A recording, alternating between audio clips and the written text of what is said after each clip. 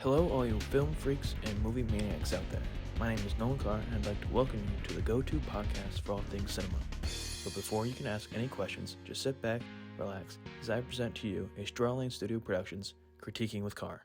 And welcome back, ladies and gentlemen, to another great edition of Favorite from Friday here on Critiquing with Carr. As always, if you've enjoyed these episodes up until now, do so by subscribing on YouTube, following on audio platforms, clicking the thumbs up or like button so you can tell us you enjoy these episodes, turning on post notifications so you can stay up to date on those platforms when new episodes release, as well as clicking that share arrow so you can continue to grow the podcast with all your friends and family. Also, if you want other ways of staying up to date with the show, do us a favor by following us on Instagram at Critiquing with Carr. I say all that because on this week's great edition of Favorite from Friday, we're talking about the classic film by Christopher Nolan, which is 2023's Oppenheimer. And with that being said, let's begin. This movie was directed, written, and co-produced by Christopher Nolan. It was based off the book American Prometheus by Kai Bird and Martin J. Sherwin. The movie was also co-produced by Emma Thomas and Charles Roven. The cast for Oppenheimer: Cillian Murphy, Emily Blunt, Matt Damon, Robert Downey Jr., Florence Pugh, Josh Hartnett, Casey Affleck, Rami Malek, and Kenneth Branagh. The cinematographer for this film was Hoyt van Hoytema. It was edited by Jennifer Lame. The musical score was done by Ludwig Göransson. It was produced by Syncope and Atlas Entertainment. It was distributed by Universal Pictures. It was released on July 11th of 2023 at Le Grand Rex, and also on July 21st of 2023 in the United States and the United Kingdom. The runtime was 100 minutes. The budget was $100 million, and the box office grand total for this movie was $976.1 million US. The accolades for 2023's Oppenheimer are as follows. At the Academy Awards, the movie won for Best Picture,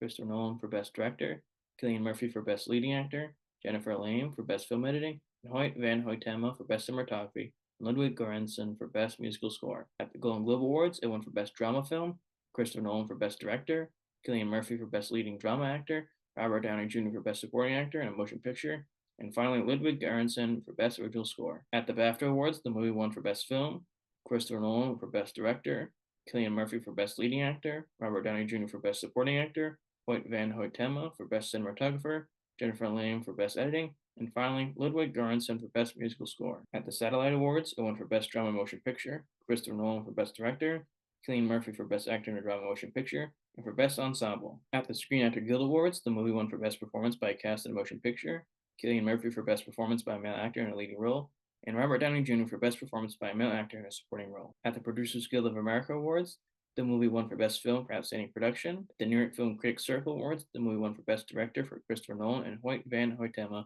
for Best Cinematographer. At the Directors Guild of America Awards, Christopher Nolan won for Outstanding Directorial Achievement in a Feature Film. At the Critics' Choice Awards, it won for Best Picture, Christopher Nolan for Best Direction, Robert Downey Jr. for Best Supporting Actor, Best Cast, Hoyt van Hoytema for Best Cinematography, Jennifer Lame for Best Editing, Best Visual Effects, and Ludwig Göransson for Best Score. At the Chicago Film Critics Awards, Christopher Nolan won for Best Direction, Jennifer Lame won for Best Editing, Hoyt van Hoytema for Best Cinematography. At the Boston Society for Film Critics Awards, the movie won for Best Ensemble Cast. And finally, at the Saturn Awards, the movie won for Best Thriller Film, Jennifer Lame for Best Film Editing, and Emily Blunt for Best Supporting Actress. And now, one of my two favorite parts, which is when I list out the top 10 highest grossing films for that year's release, being 2023's Oppenheimer. Coming in at number 10 was Elemental. It was distributed by Walt Disney Studios. Its worldwide gross was $496.4 million, and stars Leah Lewis, Mamadou Athie, and Ronnie Del Carmen. Coming in at number 9 was Mission Impossible: Dead Reckoning Part 1. It was distributed by Paramount Pictures.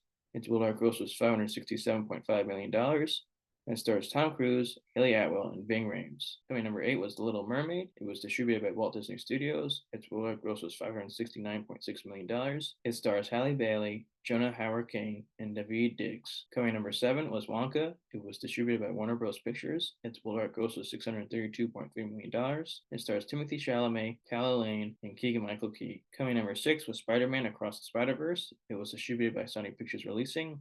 Its worldwide gross was $690.9 million. It stars Shameik Moore, Haley Steinfeld, and Brian Tyree Henry. Coming in at number 5 was Fast X. It was distributed by Universal Pictures. Its worldwide gross was $714 million. It stars Vin Diesel, Michelle Rodriguez, and Tyrese Gibson. Coming in at number 4 was Guardians of the Galaxy Volume 3. It was distributed by Walt Disney Studios. Its worldwide gross was $845.6 million. It stars Chris Pratt, Zoe Saldana, and Dave Bautista. Coming number 3 was Oppenheimer. It was distributed by Universal Pictures. Its worldwide gross was $976.1 million. It stars Cillian Murphy, Emily Blunt, and Matt Damon. Coming number 2 was the Super Mario Bros. Movie. It was distributed by Universal Pictures. Its worldwide gross was $1.362 billion, and it stars Chris Pratt, Anya Taylor-Joy, and Charlie Day. And finally, coming in at number one as the highest-grossing film for 2023 was Barbie. It was distributed by Warner Bros. Pictures. Its worldwide gross was $1.446 billion. It stars Margot Robbie, Ryan Gosling, and America Ferrera. And now, the moment you've all been waiting for, my review of 2023's Oppenheimer. In Christopher Nolan's 2023 masterpiece Oppenheimer, the legendary director delivers a biographical drama that is both gripping and deeply human. With an all-star cast and a narrative that seamlessly intertwines past and present, Nolan's film stands as a remarkable achievement in cinematic storytelling. One of the most striking elements of Oppenheimer is its nonlinear narrative. The film masterfully cuts back and forth between the present and the past, creating a dynamic and engaging storyline. While such a technique can sometimes be confusing, Nolan executes it with precision, ensuring that each temporal shift enhances the overall plot progression rather than detracting from it. Cillian Murphy's portrayal of J. Robert Oppenheimer is nothing short of mesmerizing. Murphy captures the essence of a man teetering on the edge of madness, his intelligence both a gift and a curse. His depiction of Oppenheimer's internal conflicts, particularly his struggle to reconcile his scientific curiosity with the ethical ramifications of his work, is compelling. Robert Downey Jr. also delivers a stand-up performance as Admiral Louis Strauss, whose machinations against Oppenheimer form a crucial subplot. Downey's nuanced portrayal of Strauss as both a political opportunist and a man with personal vendettas is a highlight of the film. The cast throughout the film is impeccable, with each actor bringing depth and authenticity to their roles. Matt Damon's performance as General Leslie Groves, the military leader of the Manhattan Project, provides a strong counterbalance to Oppenheimer's intellectual persona. However, there are a few missteps. Kenneth Branagh, usually a reliable actor, fails to deliver a convincing German accent, which is a minor yet noticeable flaw in his portrayal of physicist Niels Bohr. Similarly, Gary Oldman's portrayal of President Truman is underwhelming. The makeup, prosthetics, and accent do not convincingly transform him into Truman, which detracts from the otherwise immersive experience. The film's aesthetic is meticulously crafted. The settings and wardrobe choices are both inviting and authentic, immersing the viewer in the era. The sequence depicting the Trinity test, where Oppenheimer and his team set off the first atomic bomb at Los Alamos, is visually stunning. The scene captures the awe and terror of the moment, emphasizing the monumental impact of the scientific breakthrough. Despite its many strengths, Oppenheimer is not without its flaws. The prosthetic work aimed at aging the characters for later scenes is less convincing, detracting from the film's overall believability. These moments, however, are few and far between. The film's conclusion, mirroring its beginning with Oppenheimer speaking to Einstein and the subsequent snubbing of Strauss, is a fitting end to a complex narrative. Brings the story full circle and leaves a lasting impression. This scene not only ties together the film's thematic elements, but also highlights the enduring impact of Oppenheimer's legacy. Upon revisiting Oppenheimer, I found it even more compelling than my initial viewing in theaters. The acting, aside from a few minor aspects, is exceptional. The pacing keeps audience engaged from start to finish, and the film's aesthetic elements are superb. The length of the film is well suited to the depth of the story, leaving no significant questions unanswered, except a curiosity about Oppenheimer's life post-security clearance and his time on St. John. In conclusion, Oppenheimer is a film that I would definitely watch again and recommend to others. It is a powerful portrayal of a pivotal figure in history brought to life by stellar performances and masterful direction.